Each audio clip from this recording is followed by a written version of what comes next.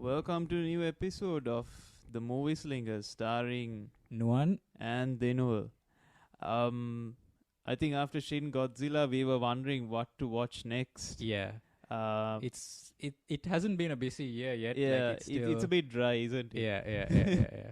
I think Argyle came out, but I'm a bit hesitant to watch it because it looks very Netflix, very perfectly Well, it produced. is done by Apple. Oh, okay, then. So I guess in a way we should be happy they did give it a theatrical release. Yeah. Usually, if it was done by Netflix, it Yeah. would have been by Yeah. it would have been Yeah. through the streaming Yeah. service, and then everyone would forget about it within a week or two. Yeah. Yeah. But I am curious because the reactions are like very Mixed. mixed or like very sometimes negative. But I am curious. It's like Matthew Vaughn, so Yeah. I kind of want to check it out. But we are not talking about Argyle today. Today, You yeah. might be thinking we are. Did we how come we watched the movie early? No. We haven't watched it yet. We are so talking about a very old movie today. really old movie. Yeah. It's you want to introduce it? we are going to talk about Dune. This is not the Denis Villeneuve movie. Yeah. This is David Lynch's version. the OG. Yeah, the OG. The OG. Yeah. So before we get deep into the details, Yeah. do you like this one or do you like the newer one? I mean, I like the new one, Mm-hmm. but I also like this one.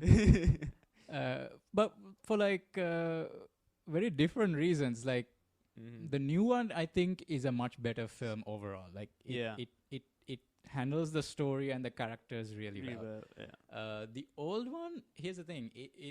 It's a 2 hour 17 minutes or something, right? Yeah. Obviously, if you hear Lynch talk about it, he will say, okay, yeah, they couldn't. That's the runtime they gave him. Yeah. He His couldn't. hands He were couldn't tied, do. yeah. He couldn't do any longer than that. And Mhm. if you read the book, it's quite a long story, and you can't really tell it properly in maybe not even 2.5 Yeah. hours. You need at least 3 hours, I think. Right. And what I felt watching it this last time was that the first 90 minutes I thought were actually pretty good. Yeah. I thought it it was said the pretty. story. Yeah, it's pretty close to the new one, Mm-hmm. and actually most of the important parts from the book are there. Mm-hmm. Almost all the important parts are there, and Yeah. then the last the last 40 minutes or whatever Yeah. is so it's rushed. like they just skim through Yeah, a lot it's of. so rushed. I was worried because when I watched that scene, I was like, oh no, I think Yeah. David Lynch spoiled the next movie for me, or maybe the next Actually, upcoming movies. he did kind of what he did, like the opening scene, right? Yeah. Where the first scene in the David Lynch's Dune Yeah. is like there's some exposition. Mm-hmm. There's a lot of exposition, which here's the thing, right? Yeah. Here's the thing. I don't mind that because I'm actually sort of a fan of the video games they made in Uh-huh. the late 90s and early 2000s. There were Yeah. a bunch of strategy games. Oh, okay. And what the RTS games did was they actually copied that Lynch style. Oh, okay. So a lot of the exposition where the lady comes and says the planet Arrakis, known as Arrakis, Dune. That Dune. whole thing Yeah. is pretty much in the game. Oh, okay.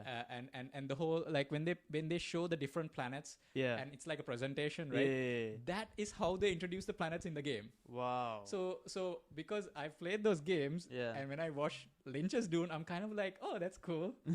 I don't mind that. And Yeah. but they do give a lot of exposition. You kind of have to follow what's being said. And when it comes to David Lynch's storytelling, Yeah.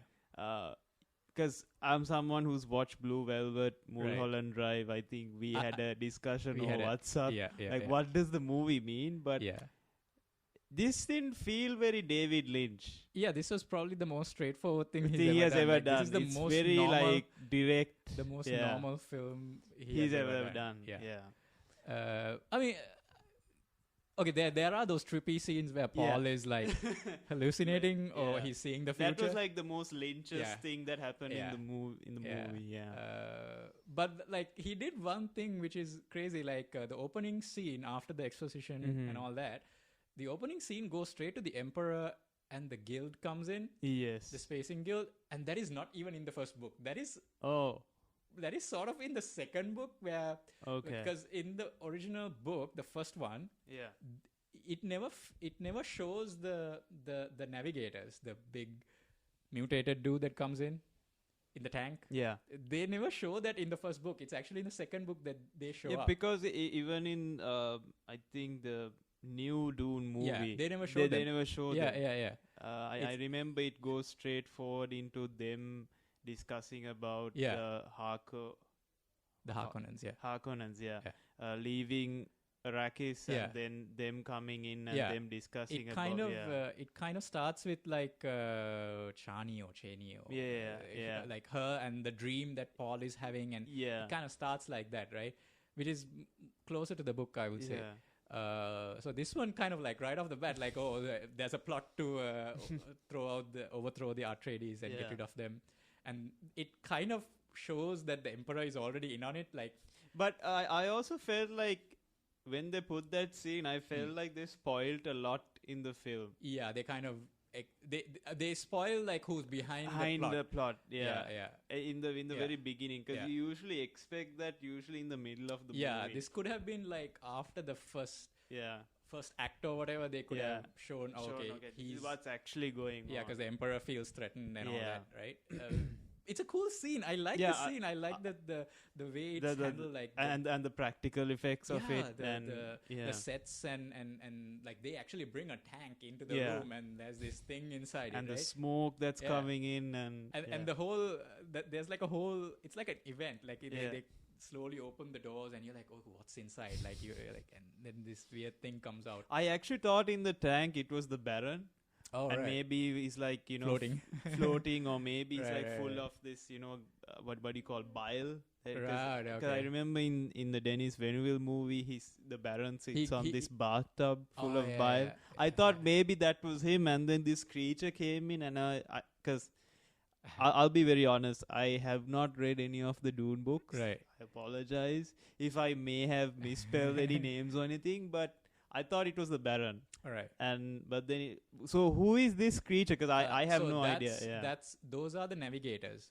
So the Spacing Guild, they have these ships that fall space, right? Mm-hmm. So that's how they travel. Yeah. They do interstellar travel. So what they actually do is, these are actually humans. They have been mutated for like thousands of years or whatever, and this is what they have turned into. So what they do is they take the spice. Yeah. Like maybe highly concentrated spice, and it allows them to travel. What it does is it allows them to do the calculations that you need to track through space, because you're traveling light years and light years, so you have to know exactly where you're coming out when you open a wormhole or whatever. So to make those very precise calculations, they use the spice and do that, because they don't use computers. Right? Because computers don't exist in this year. Basically, it has existed, but there was a war with the machines. Like thousands of years ago, there was a war, and after that, they have outlawed all thinking machines. Wow. So you have like vehicles and stuff like that, but you don't have computers. You don't have smart or AI, basically. Right? You don't have AI. So you need like people who using the spice to do those calculations. So that's what they do. Mm-hmm. So those are actually humans who have changed. They can't actually live outside that tank. They will die if you. And the gas is, I think, some kind of spice gas. Yeah, because I saw it was putting out some gas, and like I thought, so I think it was spice. Right? They stay in there. Okay. And they are the ones who, like, when you see that part where the Atreides ships get into the guild, they go through a massive door. Oh yeah, that is the guild ship. I saw there's this huge box, like, and I love the door. It's like a paint, like the frame of a painting. Yeah. And they go through the door, and that is inside the guild ship, and then that thing comes on and opens up the you see like some weird effects, right? Yeah. So that's Lynch's way of showing how it's opening this, how it's folding space, basically, right? So that's what that scene is, and I there's a line in there that I really love. Plans within plans. I don't know why I really love that this whole feeling of plots and plotting and. But that opening scene was good, but it shouldn't have been an opening scene. It should have been later on. Yeah. To kind of keep it kind of vague. Because I felt like the actual opening scene is when Paul Atreides is in his room and is reading about the planets and all that. That was pretty cool. Yeah. That I felt like that was an opening scene more than that. And he's the main character. It should have even I think even in the new Dune movie, I think it starts off. It sort of starts with him. He wakes up and then the training begins with him. Yeah. And then like the Bene Gesserit, who's the truth sayer that works for the Emperor. She comes to check him. Oh yeah. She comes to like do like a. She put the box scene. Oh and yeah, all that is also in. I think in the new movie they kind of. Yeah. It happens a bit earlier. I think. Earlier, yeah. And also like. She's a witch, right? Yeah. Bessa. Bene Gesserit. Bene Gesserit. Yeah. So they are the ones who are like. Kind of pulling the strings behind everyone, like they prophesize. They control. They don't prophesize. They what they do is they control bloodlines. Okay. So what they have done is they have they make sure who gets married and because they want to create this super being called the Quasars Hedrak, which is not supposed to be Paul.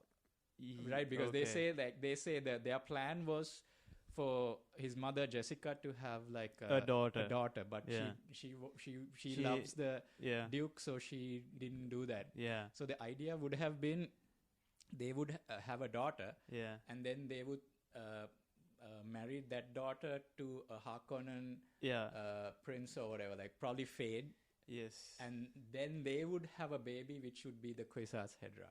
Oh. I think that's how, if I'm remembering it correctly. And Fade is played by the iconic Sting. Yeah. He's just Sting, like he's just showing up, like his hair is, like all punk rock and I think in the new Dune movies, I think Fade is being played by Austin Butler. Yeah.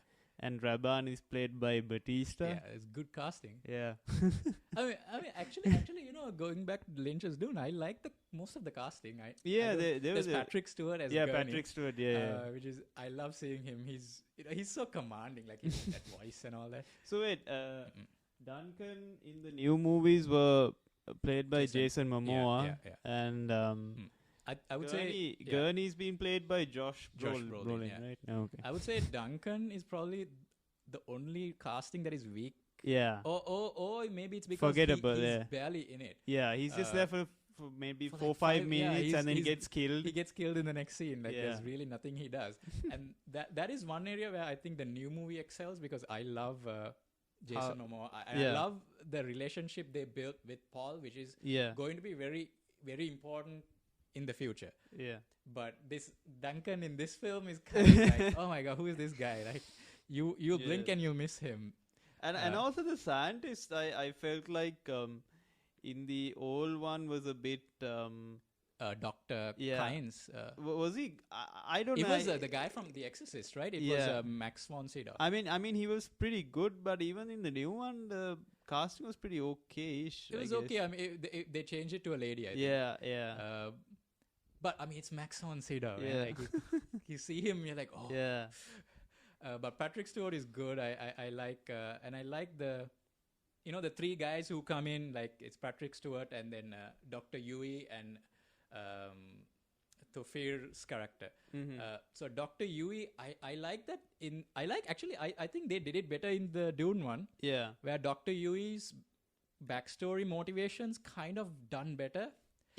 Because he's going to betray them. You mean in the new one? In the old one. In the old one, yeah. Because he's going to betray the Duke, right? And they kind of build up to that. Mm-hmm. It's not sudden. It doesn't come out of nowhere. It kind of like, they kind of show, okay, there's something to him he's thinking. Yeah. And there's a lot of thoughts and stuff that is narrated. Mm-hmm. Like you hear people's thoughts. You hear a lot of inner monologues in this film. And I feel like that's straight from the book. People are thinking those things. Yeah. So it's you kind of understand what everyone is thinking or what they are intending to do. Mm-hmm. Because the thing is, I'm actually going through Letterboxd and I'm checking on the casting. Right. So I mean, if you ask me like what was my rating for Dune 1984, I gave it like 3 stars. Right. Because I mean, visually it looks amazing. But it looks amazing. But I think like what we told before, the last few minutes they just get rushed. Also, Kyle, I think his name was MacLachlan. MacLachlan, yeah. He's good. I loved him. He was really pretty charismatic. Yeah. You know, I felt he was believable as Paul Atreides. Yeah. Definitely, he was. I wondered why didn't they pick him for, like, why did they cast him to the new movies? Like, maybe because usually that happens, right? Legacy casting, something like or like a small role. Yeah, like a small role, and you know. Because that's a usual thing, right? I know that's a usual thing, but I think Dennis was like, nah, he didn't want any connections. Yeah, he didn't want you thinking about that movie. I felt like he wanted a brand new start and like. Because if you suddenly see Kyle MacLachlan, like what? You'll be like, everyone would be thinking of the original film. But I like him. I liked the Duke is. Duke is good. What I meant was the Baron. Yeah. He's pretty wild. I mean, he's I think so far I like all the Barons that I have seen, including the one in the TV show. He's usually like the kind of the big character you remember. I mean, Lynch made him kind of disgusting. Like there's with stuff, scars, boils and stuff on his face. But he's pretty nuts, and he looks at Fade in like really weird ways. There's a lot of very Lynchism kind of elements also playing. I guess. But I love the way they show like the sets and stuff. Like when they show like the Harkonnen planet. Yeah. Like it's very industrial. There's like almost like who's the guy who Giger, right? Giger. Yeah. H.R. Giger's type designs where like there's like a mouth and smoke coming out of the mouth, like that's like the exhaust thing, and then like there's this part where the Baron starts floating and like there's some chemicals or something dripping and he's sort of drenching it and then he kills that little dude like and they have like these kind of hard a kill switch kind of thing, right? He can just pull it and then it dies. And like I was like, whoa, okay. And also, the sets feel very Lynchism, like the flowers, and I felt like maybe that was like in his previous movies, because I don't know if Blue Velvet was released before or after Dune. I'm not exactly sure on the timeline, but there were like certain shots. If you were like a fan of Lynch, you'll be like, oh, it kind of reminds me of some of his other films. So like all the sets and the costumes they look incredible. Like, and also like the whole the disgusting factor that Lynch brings into it. Yeah, it was like a lot was that in here.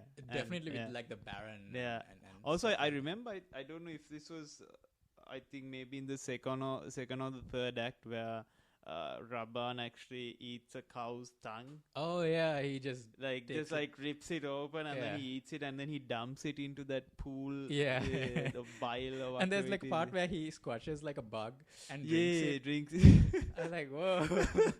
And and another one, the Baron's Mentat guy, Piter. Who's the guy who's doing the plotting? It's played by Brad Dourif.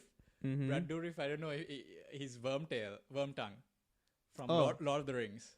Oh, that's him. He's the Baron's guy. Wow. Who's doing all the calculations and the guy who does the plotting. Oh wow, okay. So and I think I'm not sure, but I think him or somebody who looks like him is in the game. Okay. So he talks like that.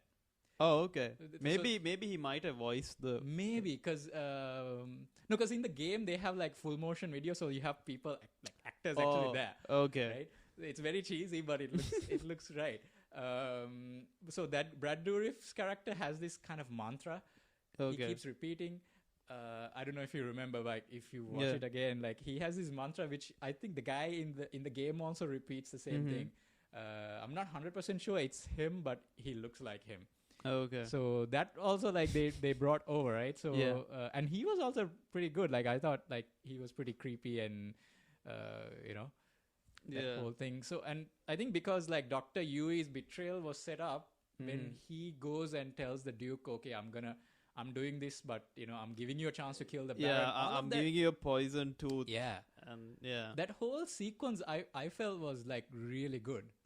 Whereas but in the new movie, they did the whole thing. Yeah. It's just that Dr. Yui is barely in it. Yeah. I feel like he's not there enough. So did they give the Duke? They gave the tooth. Yeah. Okay. That whole scene is there where he explains what he's done, and he says, when a Baron gets close to you, you can do this. So that entire sequence is there where he bites the tooth and the Baron gets but then I felt in the new movies they didn't go very longer than I mean the scene is there. Yeah, the scene. But I think maybe because they didn't set up Dr. Yui as well. I think maybe in the new movies they might do it. No, but he's dead, right? He's dead now. Yeah. All right. So you mean like you're asking if they will set up more for Dr. Yui in the part 2? Yeah. I guess if they do like a flashback or something, right? Yeah. Because they have to kind of... The only way to do that would be to show what happened to his wife, maybe. So what they have done is, so there's a thing, because he's a doctor, right? So there's a thing called some kind of conditioning. Mm-hmm. So they think... So he can't hurt anyone while that conditioning is there. Yes. That's why they trust him. Because I remember even Jessica say she in a monologue she says that he's saying something but he's holding it back. Right. She noticed something wrong, right? But she doesn't realize what it is. Yeah. So I think when they actually talk about the wife, right? Yeah. He starts to say something, right? Yeah. Which is there in the Lynch one, I think. Yeah. And also I think the one of the housemaids. What do you call the Iraqis people? Fremen. Yeah. She's like a Fremen. She's from Iraqis. She tells Paul that there's something wrong. Yeah. There's and also she even I think she warns Jessica. She warns they know somebody is a traitor. They don't know who it is. Yeah. So what has happened is the Harkonnens have sort of tortured the wife or something until like that guy's conditioning breaks. Wow. Right, so that was supposed to be impossible. Yeah, but he has broken. They have broken the conditioning, and that's why he is able to betray the Duke. Okay. So the Atreides don't realize that this has happened. Mm-hmm. So that's why it comes so unexpected. Like they don't like, oh no, like what just. But I want to ask, in the books, do they really explore Dr. Yui's character? They explain why he's doing it. Oh, okay. They don't really go beyond, or you don't meet someone related to him. No, because by that point the wife is already dead. Like that's why the Baron says you will join her. Her now. Right, so that's pretty much close to what is there, right? Even in the new film they do that. But if I remember the new film, they don't really show after they kill the Duke, whether they take him to the Baron or I can't really remember. Because he's knocked out. Yeah. So there's a scene where actually in the new film they did it really well. Like there's a scene where the Duke is sitting at the table. Yeah. He's sort of paralyzed. Yeah. And the Baron is eating. And then the Baron floats up to him. And Oscar Isaac, right, is playing the Duke. He also played it really well. Yeah, he was also really good. So he tries to whisper something, and then the Baron comes in close, and that's when he bites the tooth. But what happens is, and everyone dies. That scene is pretty incredible in the new film. Yeah, like Piter and everyone in the whole scene dies. Yeah. And but the Baron is sort of floating in the air. Yeah. He manages to get away, and then like. The people, the Harkonnen people, they come in like wearing chemical suits and they open the door. Yeah. And they're like, everything is dead. But then you have something crawling on the floor, on the wall, and it's like, oh shit, he's still alive. And after that only they put him in the tank because he's sort of healing. That's why okay. that scene where he comes out of the bath, right? Out of the with bath, with all the so guys. that's like a spice bath or something. Yeah. So it's healing him. Okay. That he's there for a reason. I need to watch the new one again. Yeah, well, it's coming back to theaters. Yes.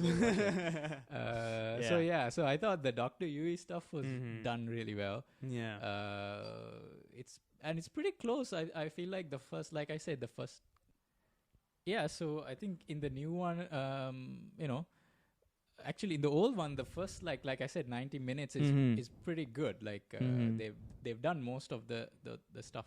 And I thought like the worm scenes looked really cool. Yeah. Like, especially the shots where it's coming out of the sand. Yeah. Because it's not CGI. They use like a model. Exactly. And I feel like they got the scale of it right. Like it feels right. Yeah. Of course, some shots where the worm is fully out is not that great. Yeah. But I do like that design. I like that. Yeah. Iconic, the three mouths kind of open up. Because of the new one, it feels bit too big. Yeah, in the new one, I think it kind of looks like a whale. I think the inside of the mouth and all, and obviously it's CGI. So I mean, it doesn't. I don't think it looks bad. It's just that I kind of like how the old one. Old one, how when it looks like when it comes out of the sand, which is pretty cool. Also, like if I remember in the new movie, I think it ended with Paul Atreides and Jessica. They escape. They joined the Fremen. They joined the Fremen, and it's the end of it. It's the end of the film. Yeah. But I think David Lynch's one, he goes beyond that. I guess. I mean, back then I don't think they thought of making more than one, right? So they just thought, oh, we'll. I also think maybe at that time, because of, I mean, I think during that time also. A lot of these sci-fi movies came in. I think even Star Wars also. Star Wars came like a few years before that. Yeah. And I think with all that hype, they were like, oh, let's give it a shot for Dune. Yeah. And it was probably Star Wars that kind of pushed a lot of these projects, into to be greenlit. Also, I think 1984, was it the same time that maybe Blade Runner came out? I think. Yeah. I think Blade Runner was also, is it the same year? I have a feel. Could have been. I could think. have been. Yeah. I think. So. I have to now double check on Letterboxd when did Blade Runner come in. It may have been the same year. Yeah. Blade and Runner. Another thing that I want to talk about, the pug. You don't know. Yeah, there's a pug. Now pugs aren't supposed to be in the Dune universe because the dogs don't exist, right? They kind of changed. Because in the new movies, there wasn't such an animal, right? No.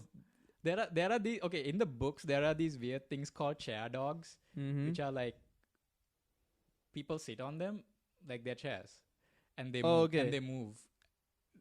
Okay. So it's weird. Okay. So I'm guessing it's some kind of genetic thing that they have created, and it is kind of very cruel. Like when I think about it, they sit on the dogs. Yeah.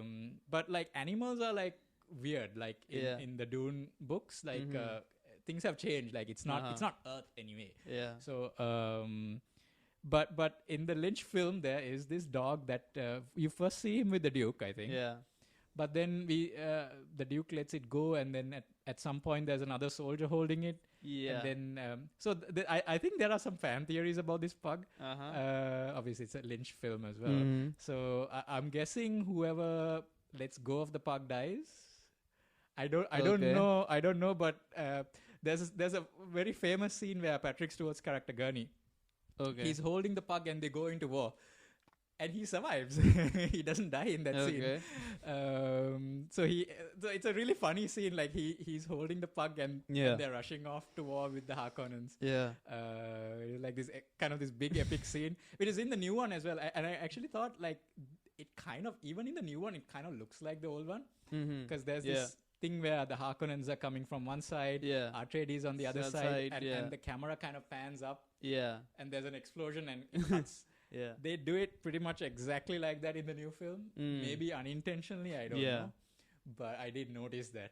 But anyway, the pug is there throughout the whole film. Like right towards the end, it's with one of the kids, I think. Yeah, you see it like Yeah, so there are some fan theories about the pugs. I don't know what it means. But I think my biggest issue with this entire film, I think we mentioned it before the last few minutes of this movie. They just go into exposition. Because if I was trying to understand, I believe at one point, maybe in the books, Chani and Paul, they develop a relationship. Yeah, but it's so sudden. It was so quick. I was like, wait, when did this happen? Like, because a few minutes ago, before they started, they met. They just met. They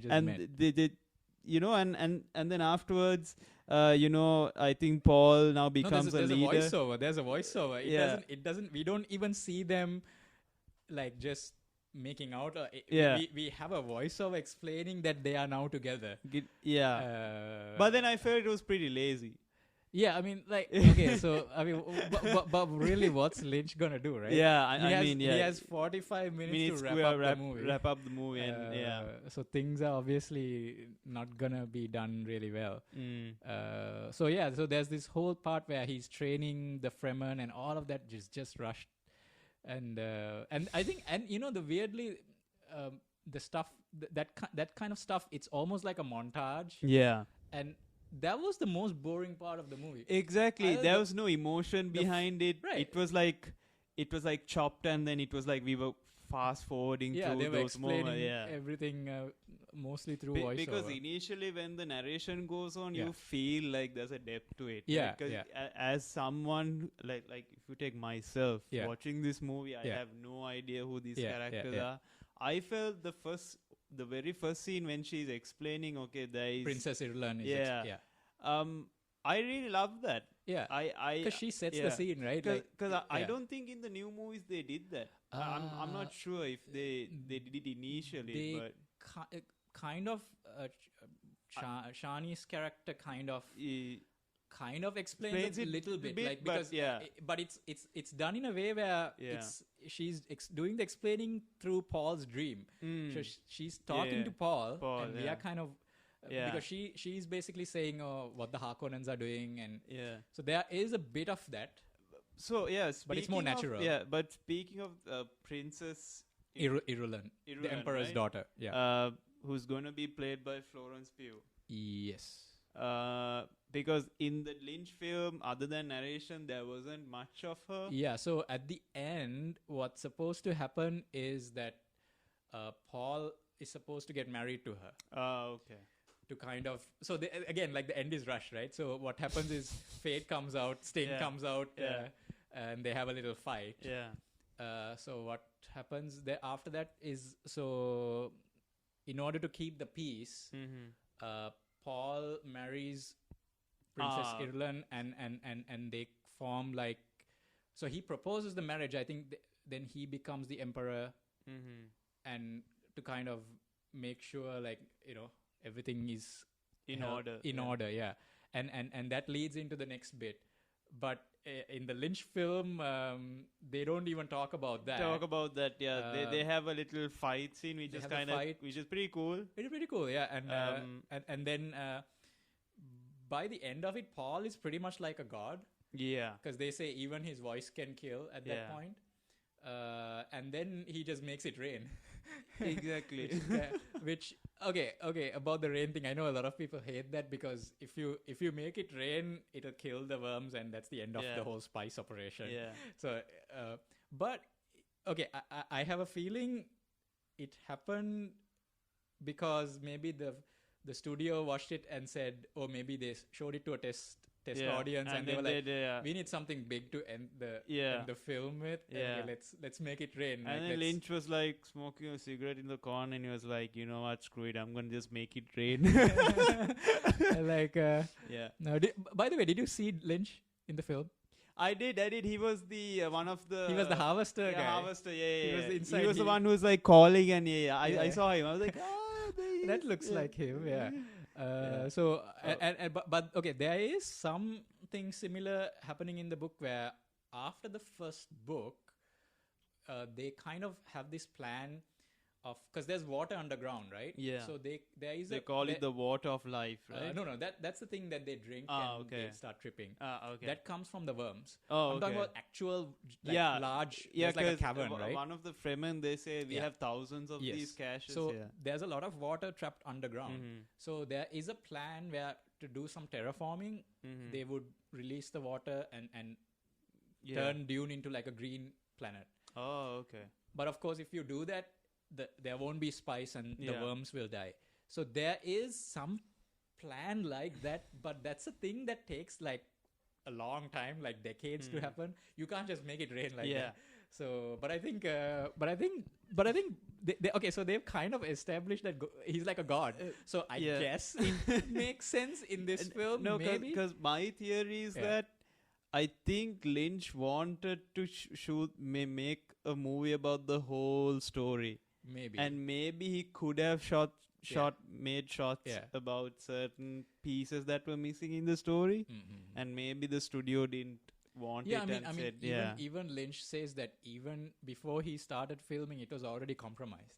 Like he's already sold out, he says. Like there's like a thing where they ask him about Dune. And he says like even his script he's already sold out. Like he's already changed. He's already made all the changes, whatever the studio wanted, or like he's not happy with it at all. But I mean, I understand. Like, but if I'm correct, he was a fan of the books, right? He must have been. Yeah, he must have been. Yeah, and I think it just needed more time. Like it needed more time. I'm sure his original script would have been a bit longer. Yeah, and I feel like if he was, I mean, if the first film went according to his way, and if it was successful, maybe he could have done 2-3 films and then ended it all. That could have been possible, maybe. I don't know. Maybe I feel like maybe it's one of those cases where you make a film and it was released in the wrong time, wrong place.